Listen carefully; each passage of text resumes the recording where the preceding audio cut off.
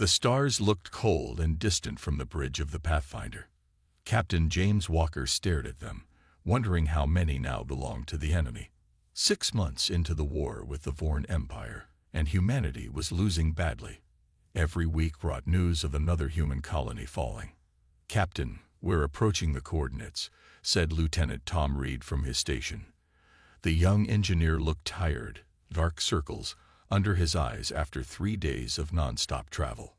Walker nodded. "Take us in slow. Full sensor sweep."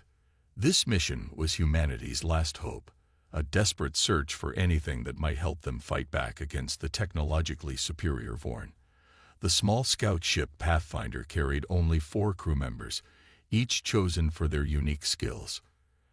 "I'm detecting unusual energy readings from the third planet," said Dr. Anna Miller, looking up from her scanner. Her eyes showed the same hardness they always did when working. The Vorn had destroyed her hometown in the first wave of attacks. It's faint but doesn't match any known signature. Not ours, not Vorn. Security Chief Marcus Jones moved to look over her shoulder. His large frame cast a shadow across her station. "Could be a trap," he said. Marcus always expected the worst, a habit that had kept him alive through 3 major battles. "Maybe," Walker agreed. "But we're out of options. Tom, take us closer, but be ready to jump out fast if needed."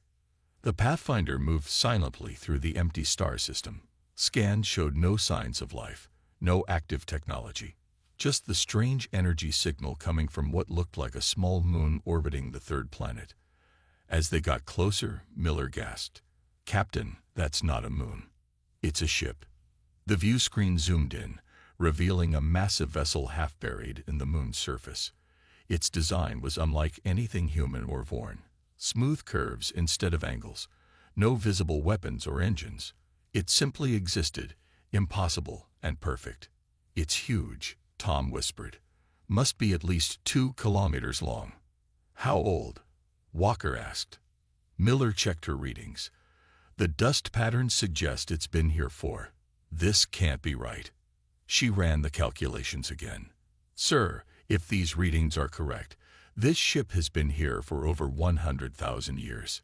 "Impossible," Marcus said. "Look at it, not a scratch. Nothing survives that long in space without damage." Walker made his decision. "Suit up. We're going to take a closer look." The 4 of them floated across the gap between their ship and the mysterious vessel. Up close, the hull seemed to absorb light rather than reflect it. No markings, no seams, just smooth material that didn't match any known element. "How do we get in?" Marcus asked, his hand resting on his weapon. As if answering his question, a section of the hull simply changed. One moment solid, the next moment an opening, with no visible door or mechanism. "It's responding to our presence," Miller said, her voice full of wonder. "Or it's a trap," Marcus reminded them. Walker took the lead. "Stay alert. Tom, keep track of our position. I don't want to get lost in there." The inside of the ship was even stranger than the outside. Corridors that seemed to shift and change as they walked. Rooms that appeared larger inside than they should be. Everything was lit by a soft blue glow that came from nowhere and everywhere. "This technology," Tom said, running his scanner over a wall. "It's not just advanced. It's operating on principles we don't even understand yet." Miller stopped suddenly in front of what looked like a control room. "Captain, you need to see this." The room was circular, with a single chair in the center. Around it, displays hung in midair without any visible projectors. The images showed star charts, diagrams, and symbols none of them recognized. "Can you understand any of it?" Walker asked. Miller shook her head. "The math behind it looks familiar in places, but advanced beyond our current understanding. It's like seeing calculus when you only know basic arithmetic." Walker approached the central chair cautiously. As he got closer, the displays changed, showing new information. The ship was responding to him specifically. "Sir, maybe you shouldn't," Marcus began. Too late. Walker's curiosity got the better of him. He touched the chair. and the entire ship came alive around them. Lights brightened, hidden systems hummed to life, and the displays filled with new information. "It's powering up," Tom shouted, checking his scanner. "Energy readings are off the charts." Walker couldn't move. The moment his hand touched the chair, something connected with his mind. Not painful, but overwhelming, like a flood of information pouring directly into his brain. He saw flashes of battles in space, massive fleets firing weapons that bent reality itself. He saw the ship, this ship, moving through enemy formations, unstoppable and feared. And he saw faces, not human, not Vorn, but something else. The builders. The previous owners. James. Miller was shaking him. He blinked, reality returning. How long had he been standing there? Seconds? Minutes? "I'm okay," he said, though his voice sounded strange even to himself.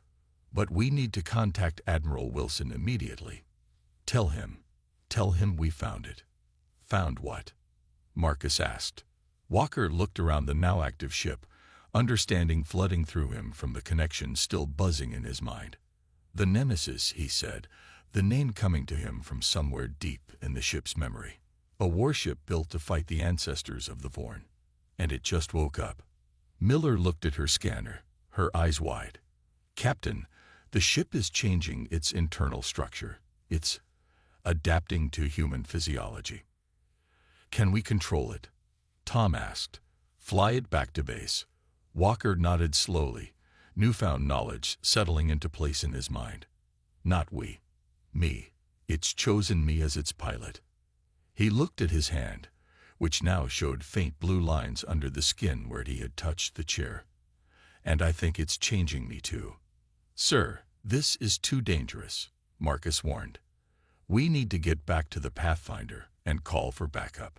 Walker shook his head. "No time. The connection, it's showing me things. The Vorn are planning something big. An attack on Titan Base, our last major stronghold." "How could you possibly know that?" Miller asked. "Because this ship doesn't just travel through space," Walker said, moving toward the chair again. "It can see patterns in time. Probabilities. Futures." He sat down, and the chair molded around him like a living thing. "Captain," Marcus shouted. But Walker was already bonding with the ship, his mind expanding as the Nemesis accepted him. The ancient vessel that had waited 100,000 years for a new pilot had found one at last. Through the growing connection, Walker spoke words that weren't entirely his own. "Humanity now has a fighting chance." Outside, on the surface of the small moon, the massive ship began to rise, shedding centuries of dust as it prepared for war once again. The massive ship moved through space with impossible grace. Inside the control room, Captain James Walker sat in the pilot's chair, his eyes closed as information flowed directly into his mind. "This is incredible," Dr. Miller said, watching displays appear and disappear around them. "The ship is reconfiguring its internal systems to match human biology." Tom Reed moved from panel to panel, trying to understand the technology. "It's like nothing I've ever seen. No visible engines, yet we're moving faster than our fastest ships." "I don't trust it," Marcus Jones said, his hand never far from his weapon. "Nothing's this perfect without a cost." Walker opened his eyes. They glowed slightly blue, matching the ship's interior lighting. "The ship, the Nemesis, is taking us to Titan. It knows the Vorn are planning an attack." "How?" Miller asked. "How could it possibly know that?" "It sees patterns," Walker explained, his voice distant. "Tracks movements across space. The Vorn fleet is gathering. We have 3 days at most." Marcus shook his head. "Sir, with all due respect, this thing is messing with your head. We need to get back to our own ship and report to command through proper channels." "No time," Walker said. "The Pathfinder is too slow. Nemesis has already brought it aboard in a holding bay. We go directly to Titan." The others exchanged worried glances. Their captain was different now, more distant, but also more certain. "James, Miller said gently, using his first name. "What's happening to you?" Walker looked at his hands. Blue lines had spread further under his skin, creating patterns like circuits. "The ship is connecting with me, sharing knowledge. The race that built this, they called themselves the predecessors. They fought the ancestors of the Vorn thousands of years ago." "And won?" Tom asked. "Yes," Walker nodded. "But the cost was high. This ship, it's one of 7 super warships they created. The last resort." Marcus stepped closer to the captain's chair. "Sir, if what you're saying is true, we need to get this ship to Earth military now. This could change everything." Walker nodded slowly. "That's where we're going. Titan base first, to stop the immediate attack. Then Earth." Admiral Wilson didn't believe the initial reports. A giant alien ship approaching Titan base. Impossible. But when the Nemesis appeared in orbit, visible to everyone on the base, he had no choice. "Captain Walker," Wilson said, meeting them in a secure room after they landed in a shuttle. "You look different." Walker's skin now had visible blue lines running across it, and his eyes had a permanent blue glow. "The ship has changed me, sir. We've bonded." Wilson looked uncomfortable. "Our scientists need to examine this vessel immediately. If what you say is true about an incoming Vorn attack." "It is," Walker interrupted. 2 days from now. Their main fleet." Wilson turned to the other crew members. "And the rest of you, are you changed too?" Miller shook her head. "No, Admiral. The ship only bonded with Captain Walker, but we've seen what it can do. It's real." Wilson made his decision. "I'm assigning our top research team to study this ship. Professor Robert Green will lead the technical analysis. Commander Lisa Ford will assess its weapons capabilities." Walker nodded. "There's one more person you should add to the team. An engineer named Dave Smith." Wilson frowned. "Smith? He's just a junior maintenance tech." "Trust me," Walker said. "The ship has shown me. He'll understand the systems in ways others won't." Dave Smith couldn't believe he'd been called to join the research team. One day he was fixing coolant systems. The next he was walking through an alien ship with the most important scientists on the base. "This is amazing," he whispered, running his hand along a wall. To everyone's surprise, the wall responded, showing internal systems that had remained hidden from others. Professor Green stared in shock. "How did you do that?" Smith shook his head. "I don't know. It just made sense to me. Like the ship wants to be understood." Walker watched from nearby, nodding as if confirming something he already knew. The ship had chosen correctly. Commander Ford was examining what appeared to be weapon systems. "These aren't like anything we've seen before. They don't fire energy or projectiles. They seem to manipulate space itself." Walker joined her. "The predecessors discovered that reality is more flexible than we realize. Their weapons fold space, creating overlapping fields that disrupt matter." "And you know this how?" Ford asked skeptically. Walker touched a panel, which lit up with diagrams. "The ship shows me. The knowledge is flowing into me. Every hour I understand more." That night, as the research teams worked frantically to understand the Nemesis, Walker stood alone on an observation deck. The stars looked different to him now. He could see patterns, movements, the flow of space itself. Miller found him there. "James," she said softly, "are you still you?" He turned to her, his glowing eyes soft in the darkness. "Yes and no. I'm still James Walker. But I'm also something more now. The ship needs a human mind to guide it, but the connection goes both ways." "Are you in pain?" she asked. "No," he said. "Just changing, becoming what's needed." An alarm suddenly blared throughout the base. Over the speakers, Admiral Wilson's voice boomed. "All personnel to battle stations. Vorn ships detected entering the system." Walker looked at Miller, his face serious. "They came early. They must have detected the Nemesis." "But we're not ready," Miller said. "The research teams haven't figured out how to use the weapons yet." Walker moved with sudden purpose. They don't need to. I know how. He reached out and took her hand. Come with me. We need to get back to the ship. Chaos filled the halls of Titan Base as they raced back to the landing bay. Marcus and Tom joined them halfway, along with Dave Smith, who refused to be left behind. Admiral Wilson says 5 Vorn battlecruisers just appeared, Marcus reported as they ran. Biggest attack force we've seen yet. They reached the shuttle just as the first explosions rocked the base. Vorn weapons hitting the outer defenses. Will we make it to the Nemesis in time? Tom asked as they strapped in. Walker's eyes glowed brighter. The ship is already responding. It's coming to us.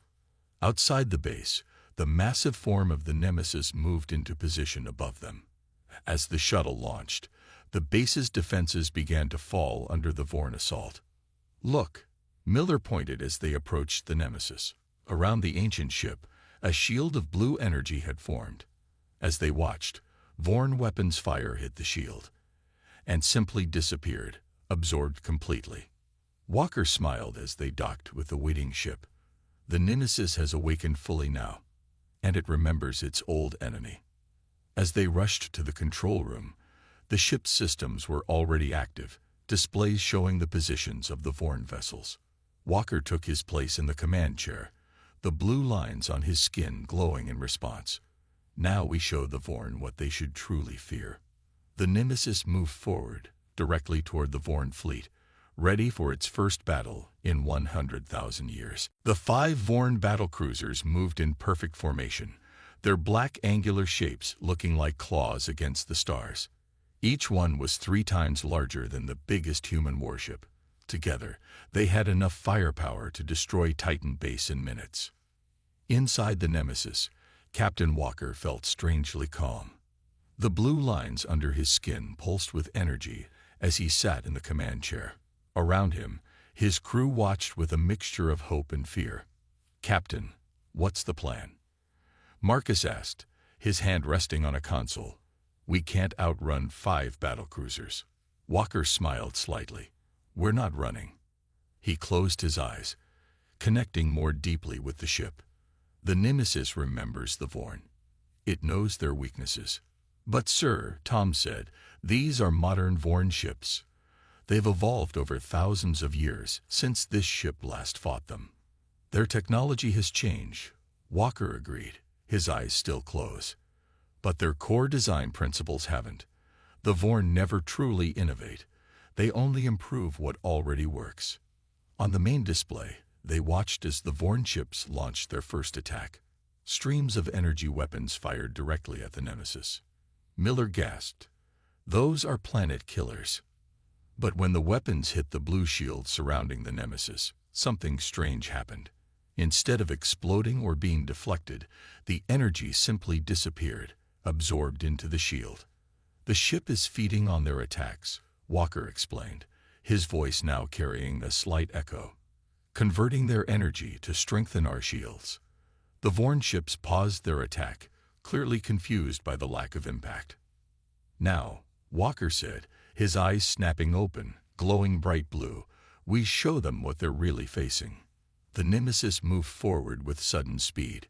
No visible engines fired, no sound of acceleration. It simply moved as if space itself was bending around it. "Targeting systems online," Walker announced, though he wasn't touching any controls. The ship responded directly to his thoughts. From the smooth hull of the Nemesis, sections shifted and transformed, revealing weapons unlike anything the humans had seen before. They didn't look like conventional guns or missile launchers, more like focused points where space itself seemed to warp and distort. "Primary weapons charging," Walker said. "Targeting lead Vorn vessel." The air in the command center crackled with energy. Outside, the space around one of the Nemesis's weapon points began to ripple and fold. "Fire," Walker commanded. There was no visible beam, no projectile, just a ripple in space that spread from the Nemesis to the lead Vorn ship. When it reached the enemy vessel, reality itself seemed to fold around it. The massive battlecruiser twisted, parts of it overlapping with other parts, matter passing through matter in ways that shouldn't be possible. Then, as quickly as it began, the effect ended, and where the mighty Vorn ship had been, only floating debris remained. How? Tom whispered, staring at the display in shock. What just happened? Space folding, Walker explained. The weapon doesn't destroy the target. It briefly changes the rules of reality around it, allowing matter to occupy the same space. When reality snaps back to normal, everything tears itself apart. Miller finished, her scientific mind grasping the concept. The remaining Vorn ships reacted instantly, breaking formation and launching every weapon they had. The Nemesis moved with impossible grace, dodging some attacks while absorbing others into its shields. "They're afraid," Walker said, sounding surprised. "I can feel it through the ship's sensors. The Vorn, they recognize this ship somehow." "How could they?" Marcus asked. "This ship is 100,000 years old." "Racial memory," Miller suggested. "Some species retain instinctive fears across generations. The Vorn must have stories, legends about ships like this one." Walker nodded. "Yes, the ship is showing me. The Vorn have stories of the 7 nightmares, ships that could not be destroyed, that bent reality itself. The ancestors of these Vorn fled from them long ago. And now their nightmare has returned," Tom said. Walker targeted the next Vorn vessel. This time, the weapon effect was different, a pulse that spread across the enemy ship, causing its own weapons to activate and fire inward. A third ship tried to escape, but the Nemesis created a field around it that seemed to slow time itself, freezing the Vorn vessel in place while the deadly weapons did their work. In less than 10 minutes, all 5 Vorn battlecruisers were destroyed. The Nemesis floated unharmed amid the debris. Inside the command center, Walker relaxed his grip on the chair arms. The blue glow in his eyes dimmed slightly. "Titan Base is safe," he said. "For now." News of the victory spread quickly throughout human space. For the first time since the war began, humanity had won a major battle against the Vorn. Admiral Wilson immediately called Walker back to the base for a full debriefing. "One ship," Wilson said, looking at the sensor records of the battle. "One ancient ship destroyed 5 Vorn battlecruisers without taking damage." He looked at Walker with a mixture of respect and concern. "And you controlled it all?" Walker nodded. "The ship works through me. We're connected now." Wilson leaned forward. "Captain, our scientists want to study this connection. They believe we might be able to replicate it, create interfaces for our own ships based on the same technology." "That won't work," Walker said firmly. "The Nemesis isn't just technology. It's partly alive, partly sentient. The connection is biological, not just mechanical." Wilson frowned. "Are you refusing a direct order, Captain?" Walker's eyes glowed brighter for a moment. "I'm telling you what's possible and what isn't. The Nemesis chose me. It won't accept being taken apart or studied in ways that might damage it." As if to emphasize his point, the lights in the room flickered. Outside, visible through the window, the massive form of the Nemesis shifted slightly in orbit. Wilson paled. "Is it listening to us?" "Always," Walker said simply. "It's protective." Miller, who had been silent until now, stepped forward. "Admiral, I've been studying the data the ship has shared with Captain Walker. There's something you need to know." "What?" Wilson asked. "The Nemesis isn't unique," she said. "It's one of 7 ships created by the predecessors, 7 super warships designed specifically to counter foreign technology." Walker nodded. "And the ship has shown me where the others might be found. Still dormant, waiting for pilots." Wilson's eyes widened as he realized the implications. 7 ships like this one could end the war, Walker finished. Not just win battles, but end the threat completely. Wilson stood up, his decision made. "I'm calling an emergency meeting of Earth Command. Captain, you and your crew will present this information directly to them." As they left the room, Miller moved closer to Walker. "James," she said quietly, "there's something you're not telling the Admiral. isn't there? Walker looked at her, his glowing eyes sad. Yes, the ship has been showing me more about its creators, the predecessors. They didn't just disappear after defeating the ancient foreign. What happened to them? The bonding process, Walker said, touching the blue lines on his skin. It changes the pilot over time, makes them something more than human. He looked away. The predecessors didn't die out. They evolved into something else entirely. And that's happening to you too? Miller asked, her voice concerned. Walker nodded slowly. Yes. But right now, humanity needs the Nemesis and its weapons. That's more important than what happens to me. As they walked toward the waiting shuttle, Walker could feel the Nemesis in orbit above them, watchful, powerful, and ancient beyond human understanding. The meeting room on Earth's last secure military base was filled with the highest-ranking officers left in the human forces.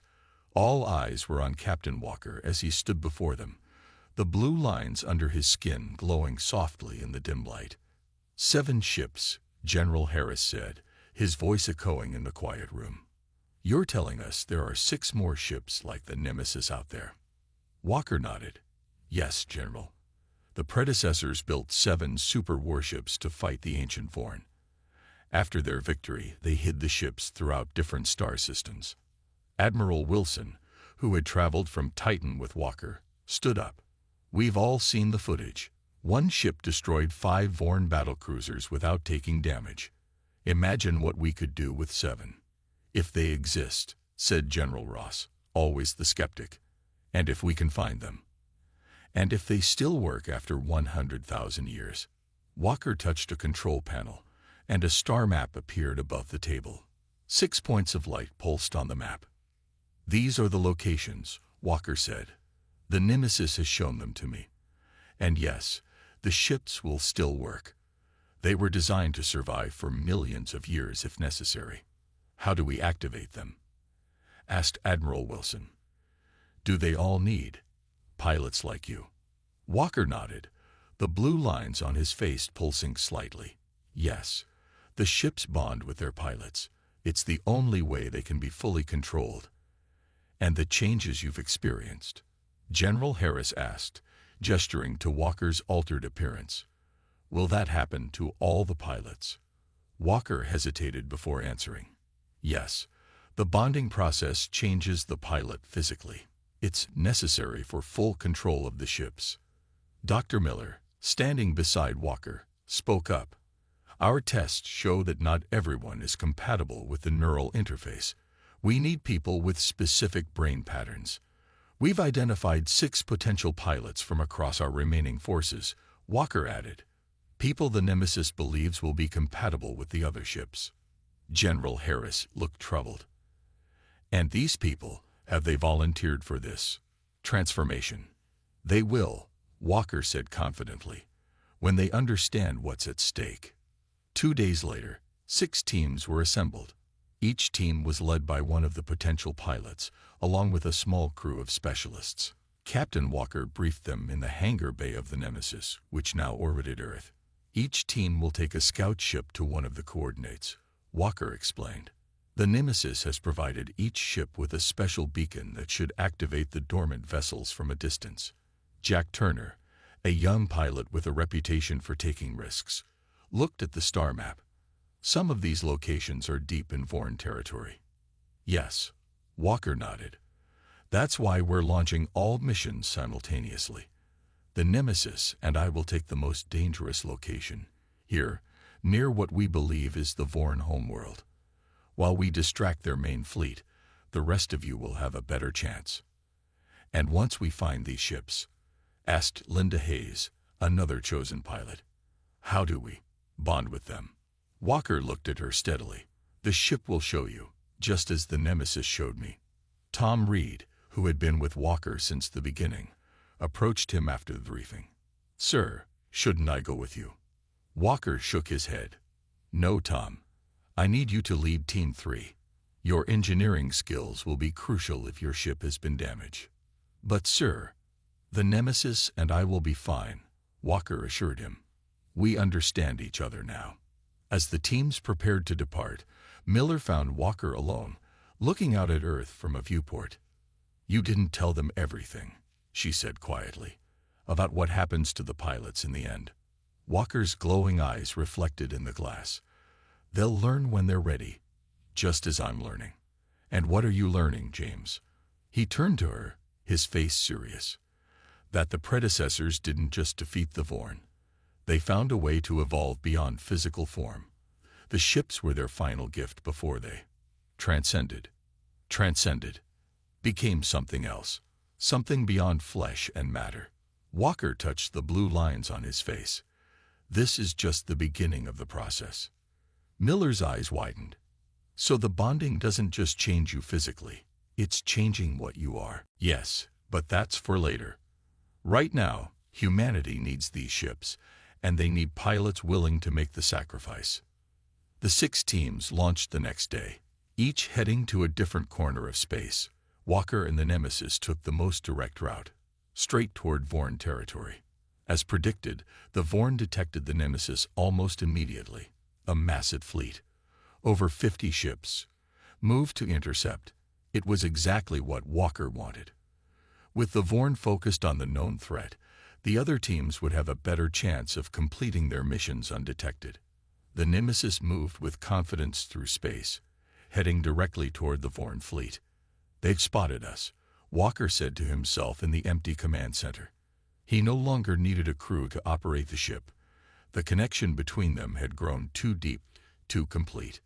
The Vorn fleet commander, an experienced warrior named Drex, watched the approach of the human ship with growing fear. He had seen the reports from the Titan battle, one ship destroying 5 battlecruisers. Such a thing should be impossible. "All ships, prepare main weapons," Drex ordered. "Concentrate all fire on the human vessel." The Vorn ships formed a battle wall, their weapons charging. From the Nemesis, Walker could sense their fear, their uncertainty. The ancient memory of the 7 nightmares lived in their collective consciousness. "Let's remind them why they fear us," Walker said, directing the Nemesis to activate its most powerful weapons. What followed was unlike any battle in the war so far. The Nemesis danced through space, its reality-bending weapons tearing holes in the Vorn formation. Every time the Vorn adapted their tactics, Walker and the ship changed their approach. But even the mighty Nemesis couldn't fight an entire fleet alone. After destroying 12 Vorn ships, Walker detected a new energy signature, a trap designed specifically for the Nemesis. "Clever," he murmured as the trap activated, creating a field that disrupted the ship's space-folding abilities. For the first time, the Nemesis took damage. Alarms sounded throughout the ship as systems struggled to compensate. Walker didn't panic. He closed his eyes, connecting more deeply with the ship than ever before. "Show me," he whispered. "Show me what you can really do." Deep in the ship's systems, emergency protocols activated. The blue lines on Walker's skin spread further, covering more of his body. Pain shot through him as the bond deepened, but he embraced it. Outside, the Nemesis began to change. Its hull shifted, becoming something new, a form it had not taken in 100,000 years. The trap field flickered and failed as the ship transcended its limitations. Walker screamed in pain and triumph as the transformation completed. The Vorn fleet commander watched in horror as the human ship transformed into something from his people's oldest nightmares, the true form of the Devourer of Stars. "Retreat," Drex ordered. "All ships, emergency jump." But it was too late for many of them. The transformed Nemesis unleashed its full power, tearing reality apart around 20 more Vorn ships. When it was over, Walker lay slumped in the command chair, barely conscious. The blue lines now covered his entire body, pulsing with energy. "Worth it," he whispered as the ship automatically set course away from the battle. Hope the others made it. Across space, 4 of the 6 teams had succeeded in finding and activating their ships. 4 more super warships now had human pilots beginning their own transformations. The war had entered a new phase. 2 weeks after the missions to find the ancient ships, 5 of the 7 predecessor vessels gathered in orbit around Earth's moon. They formed a perfect circle, each ship massive against the stars, their hulls gleaming with power. On Earth below, people gathered outside to look up at the night sky. For the first time since the war began 3 years ago, they felt hope. The ships were visible even to the naked eye. 5 new stars that didn't move with the others. Admiral Wilson stood in the command center of Earth's defense station, watching the ships on the main screen. "Has anyone heard from Captain Walker?" he asked. Dr. Miller, who had become the main scientist studying the predecessor ships, shook her head. "Not since the battle at the Vorn homeworld. The Nemesis took heavy damage. It might still be repairing itself." "And the pilots of the other ships?" Wilson asked. "How are they? Progressing?" Miller knew what he meant. The transformation. All 4 are showing signs similar to Walker's. The blue lines, the connection to their ships. They report being able to feel their vessels rather than just control them. The door opened, and General Harris entered with a grim expression. "We have a problem. Our long-range sensors have detected massive Vorn fleet movements. They're gathering every ship they have. Thousands of vessels, heading straight for Earth." Wilson's face paled.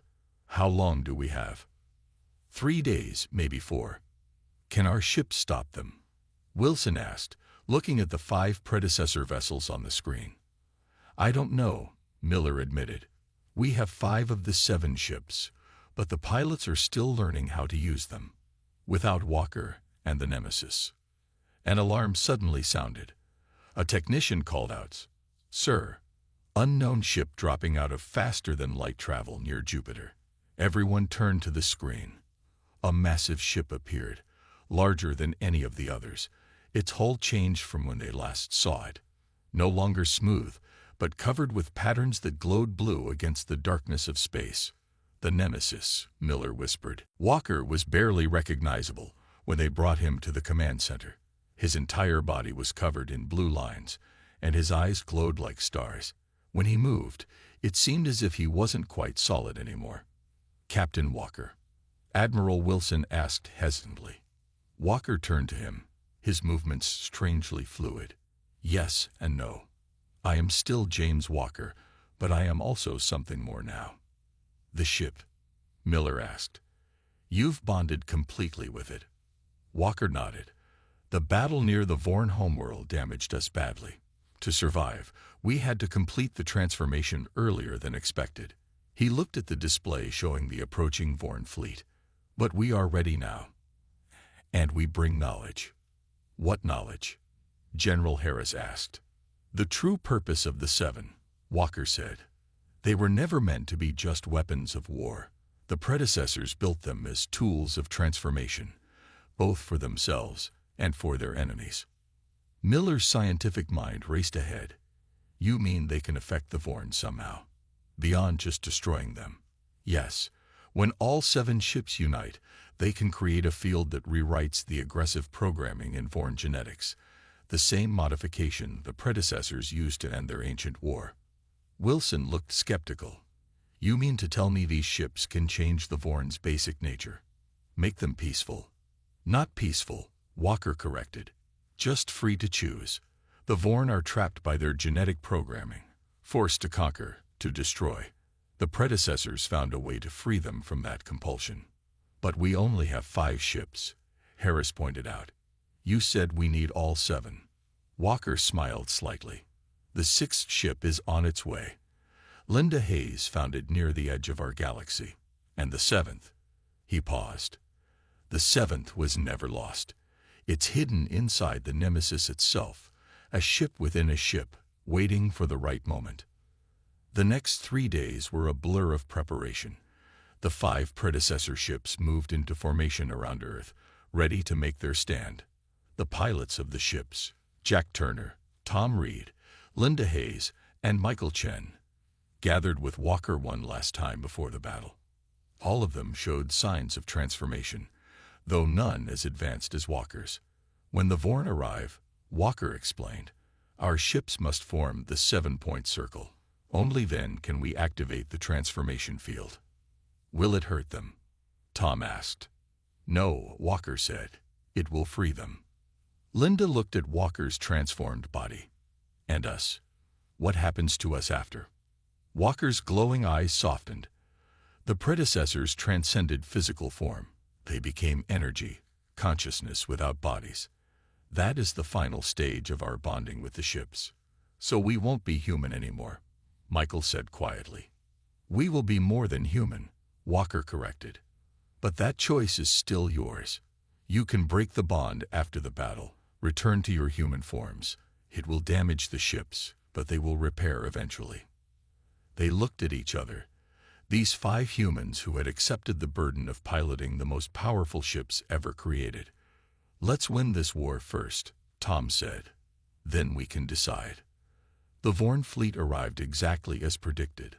Thousands of ships darkening the space around Earth. At their center was a massive command vessel 10 times the size of any battlecruiser.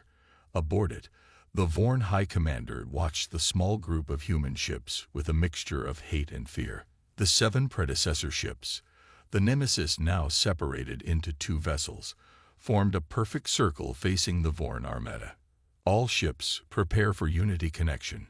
Walker's voice echoed across all 7 vessels. The pilots closed their eyes, reaching out with their minds. The ships began to glow, blue energy connecting them in a perfect circle.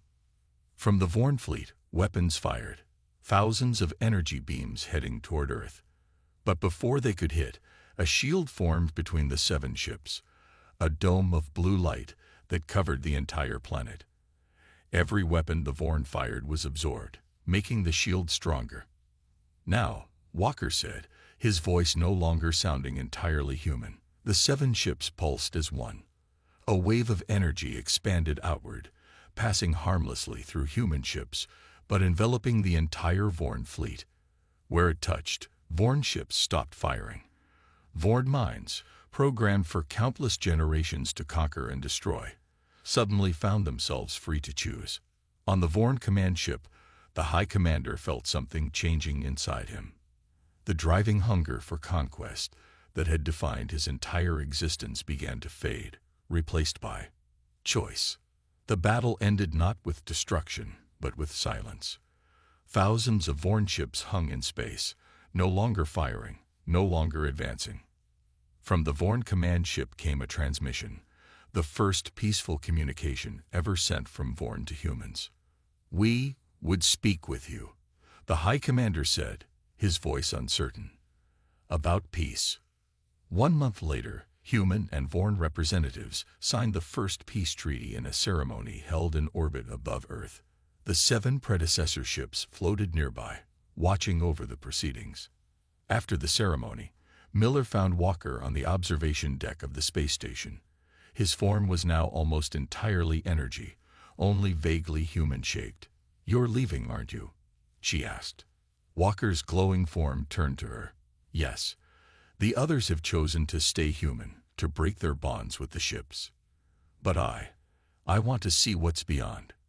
"Where will you go?" "Where the predecessors went, beyond the physical universe." His energy form brightened slightly. "But the ships will remain, dormant again. Guardians to be awakened if they're ever needed." Miller reached out, her hand passing through his energy form. "Will we ever see you again?" "Perhaps. Time moves differently where I'm going." His form began to fade. "Tell them I said goodbye. And tell them, humanity has a greater destiny than they can imagine."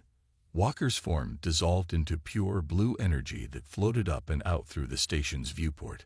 In the distance, the Nemesis glowed with the same blue light, then vanished in a flash that briefly outshone the stars themselves. The remaining 6 ships, now piloted by regular human crews, took up positions around Earth, guardians of the new peace and reminders of what had once been the most feared warships in the galaxy.